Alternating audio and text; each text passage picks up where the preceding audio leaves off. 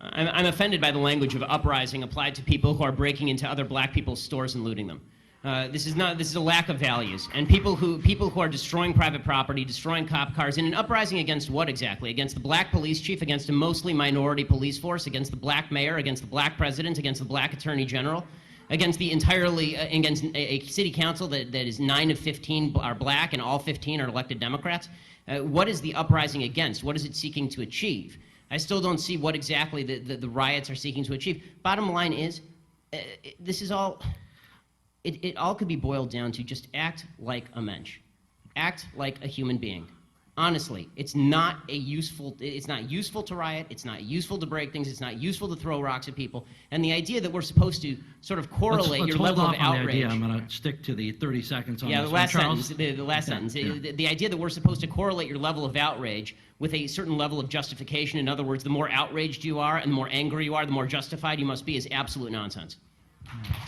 But as a black man, I do understand that Black Lives Matter. You know, I stand for that. I believe in that wholeheartedly.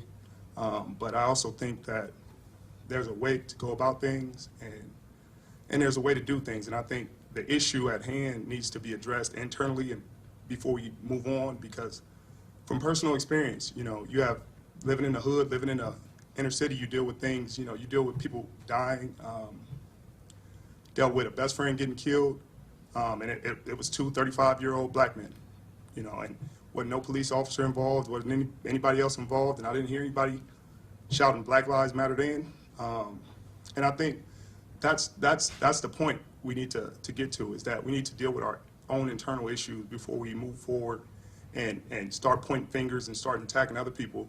We need to solidify ourselves as a people and deal with our issues, because I think as long as we have black on black crime and black, you know, one black man killing another, you know, if Black Lives Matter, then they should matter all the time.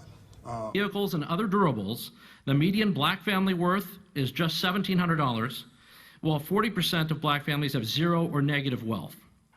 White family worth, in terms of financial worth, is 69 times more than that of black families. Given this disparity, how can you argue that racism is not a driving factor in income inequality? Because it has nothing to do with race and everything to do with culture. And when you have a culture that doesn't, you know what? Explain to me. You explain to me why black kids aren't graduating high school. Explain that one to me. Explain to me why black kids are shooting each other in rates significantly higher than whites are shooting each other. Explain to me why 13% of the population is responsible for 50% of the murder. Explain to me why the number of black kids in prison, not for innocent reasons, not for walking down the street and getting pulled into a prison, is so high. Explain, if it has nothing to do with culture, explain to me why the single motherhood rate in the black community jumped from 20% to 70% in the same course of time that the civil rights movement has made such tremendous strides. Is America more racist now than it was in 1960? And if it is, please explain to me how that happened.